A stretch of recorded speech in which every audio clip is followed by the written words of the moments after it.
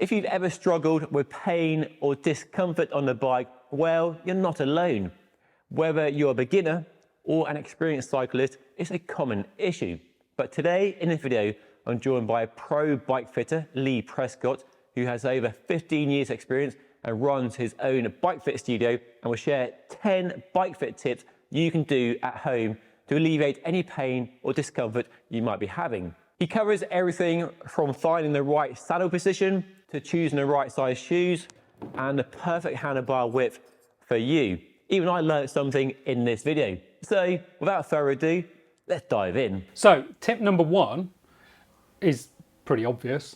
Make sure your bike is actually the right size in the first place.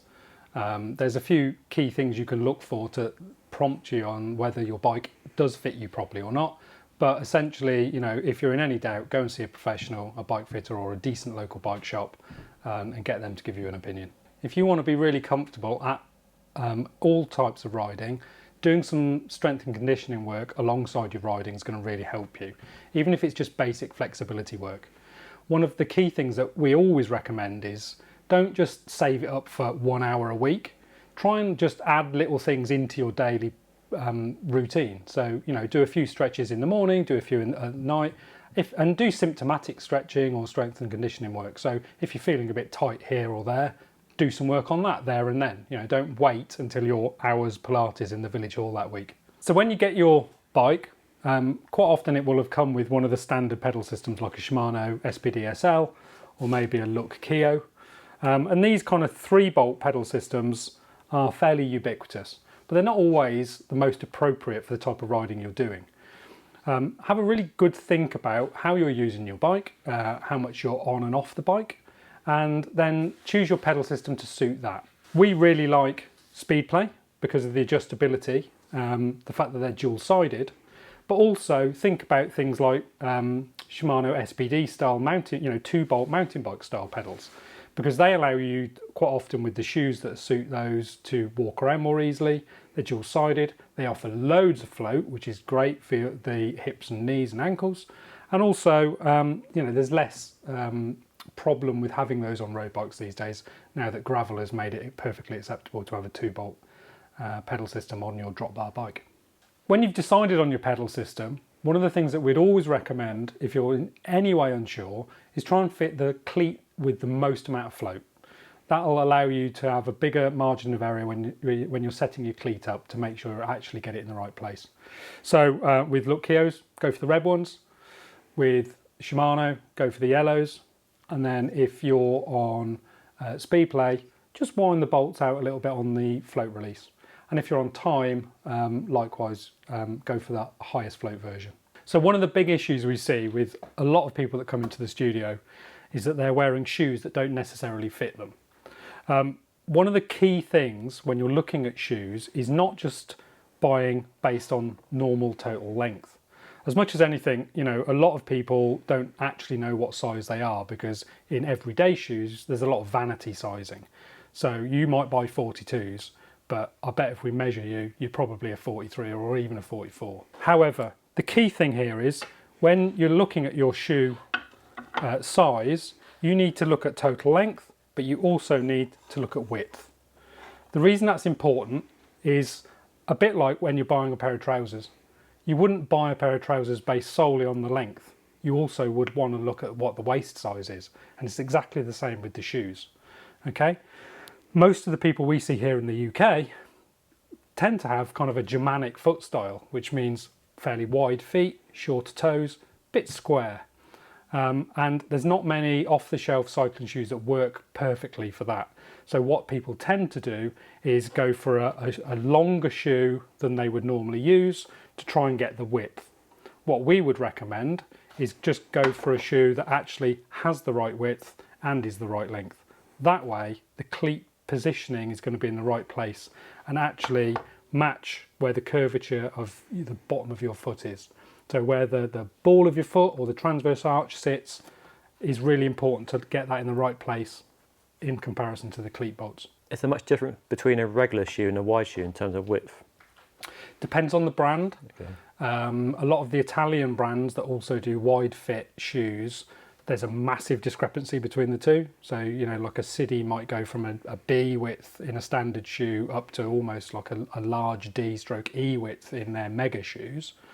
A lot of the kind of more US based shoes tend to be more around a C width, so things like Giros, that sort of thing. And then, you know, you'll get certain brands that really work on trying to produce shoes that fit feet.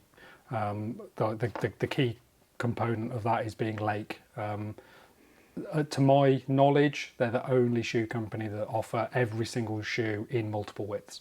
So once you've got some shoes that fit you really well, the first thing you need to do is take the standard insole that comes with them and throw it away.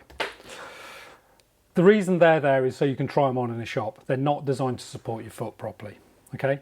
Also, don't make the mistake of then buying some cheap, nasty, off-the-shelf insole and popping it in. Most of these are designed to give you extra cushioning when you're walking rather than support the structure of your foot. So often they'll have a really thick heel counter, which when you put that into a cycling shoe, which is typically a low volume shoe, that's going to lift the heel up and potentially lead to irritation of the Achilles tendon, okay? So don't do that either. There are some good off-the-shelf insoles that you can use to get a pretty good fit. There's several brands out there that you can look for, things like Sole, G8, that sort of stuff. What we would always recommend though, as kind of the gold standard, would be to have a proper custom insole molded. Go for one that is low volume. You want one that is good and stiff around the medial arch. Often a lot of them are also still flexible at the toe though, so you can then take them out of your cycling shoes and use them in other shoes. And there's lots of good brands out there that provide really good support on the medial arch. One of the key things to look for is that over time, if you wear a well-fitting custom insole, the muscle that sits over the medial arch of your foot will tone up, okay? So it can lift up slightly compared to where it used to be. So it's worth checking your insoles every now and again by offering them up to your foot, flexing the toe and see if there's any gap. If there is, it's probably time to have a new pair molded. So probably one of the biggest things people play around with on their bikes at home is getting their saddle in the right place. And you know, you often are talking about saddle height, but one of the key things to also bear in mind with in terms of the placement of your saddle is also the 4.5 position and the tilt. Now, most saddles are designed to be level. So if you're fitting your saddle anything more than kind of 3 degrees in either direction, there's something probably wrong. So don't do that. The real key with getting your saddle height and position correct is providing the right amount of stability to your pelvis. Okay, so play around with it in small increments, no more than 10 mil at a time, moving it up and down so that your pelvis naturally sits on the saddle around the midpoint, and ideally you want the pubic rami and the ischial tuberosities, which is the bit most people call the sit bones, right? All of that should be load bearing. This is why saddles are V-shaped, okay? So don't sit on it like that. That's pub benches. You want a little bit of forward rotation if you can, so that you're spreading your weight over a slightly larger surface area, right? It's basic physics. Bigger surface area, less pressure.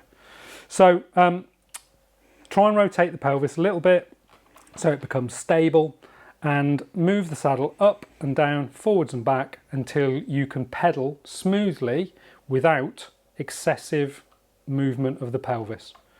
You'll get that if the saddle is too low or close to the bottom bracket, but also if it's too high or further away from the bottom bracket. One of the things to bear in mind when you're moving your saddle is think about the constant radius from the bottom bracket, okay?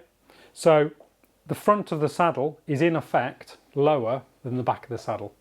It's why quite often if people have got their saddle too high, they'll drift towards the front of it because it's closer to the bottom bracket.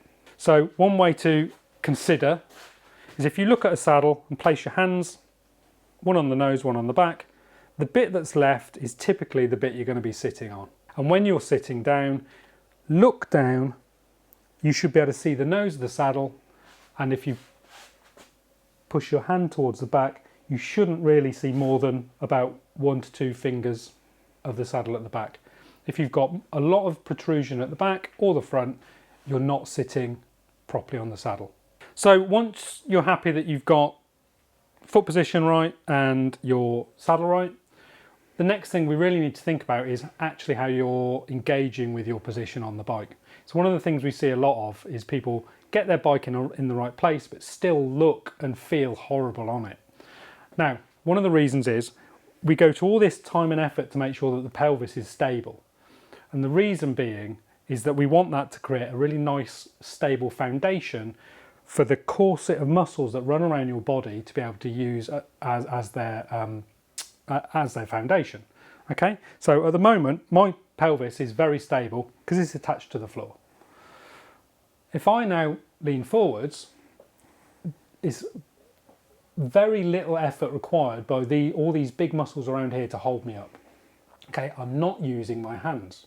You know, on the bike you can almost do this test. If you feel like your pelvis is stable, try just pulling the hands away from the bars for a few seconds and see how much effort that requires for you to hold yourself up, or even if you can. You know, some people would do that and instantly drop, and that shows me that their pelvis is not really stabilised on the saddle properly. Okay, so going back to doing some strength and conditioning work, you know, keeping this whole band of muscles activated while you're on the bike is really important. Don't just sit on the bike and dump all your weight onto the hoods, because that's instantly going to give you problems with pain in other places. So moving through the chain, the next thing we come to is your handlebars. Now, there's an awful lot of disinformation online, and it couldn't be simpler. For standard road riding, your bar width should be the same as your shoulder width. Okay, so, and we're talking structural shoulder width, not the external, because that obviously can change over time with different musculature. So that's the width we want.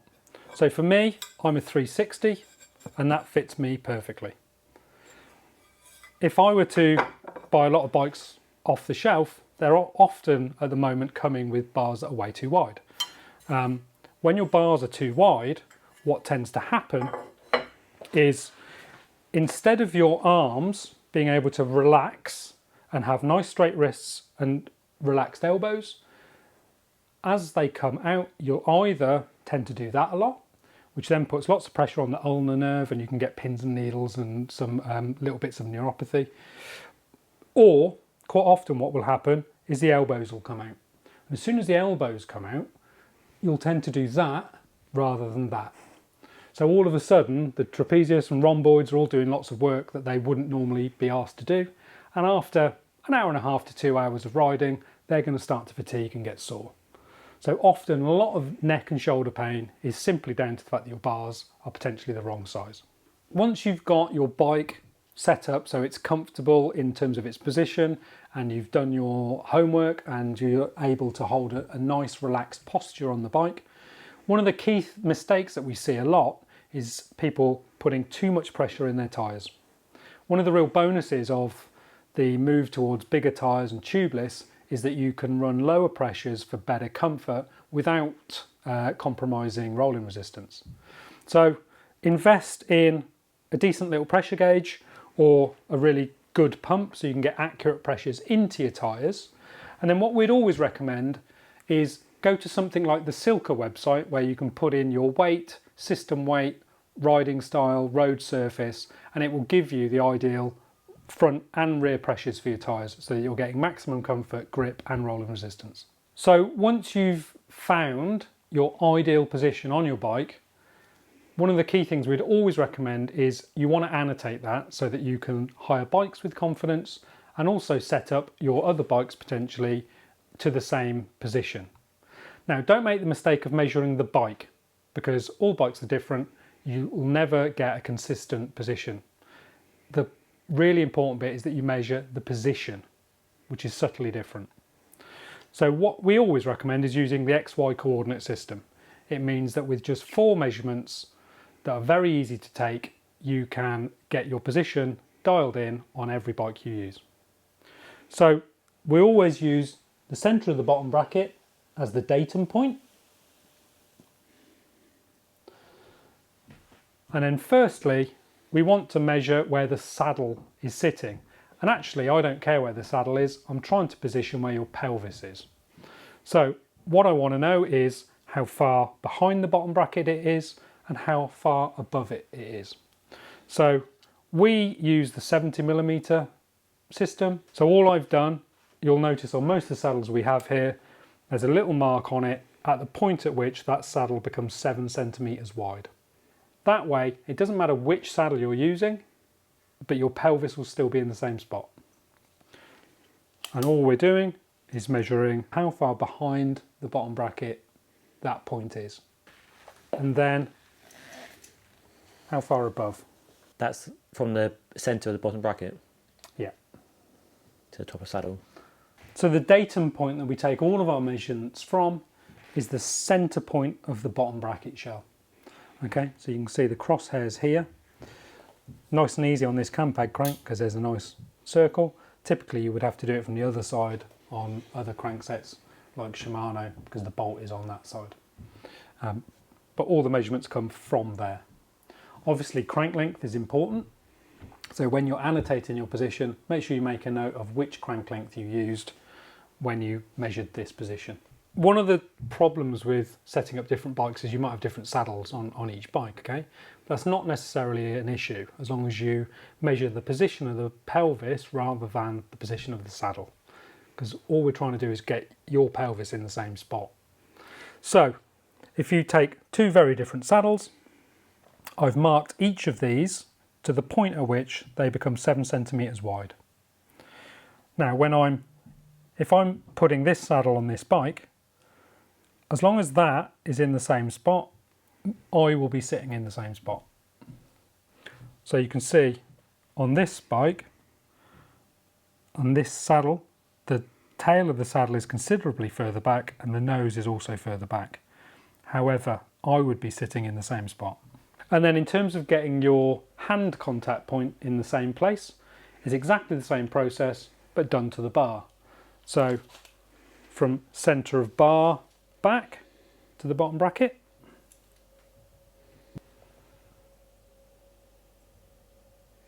And then from the centre of the bar down. Down to the bottom bracket To height. the bottom bracket again. So again, we've got a simple X and Y coordinate to the centre of the bar. Does handlebar shape change that? If you've got wildly different reaches on your handlebars, take account of that as well. Most bars these days, though, are fairly ubiquitous in terms of the amount of reach and drop.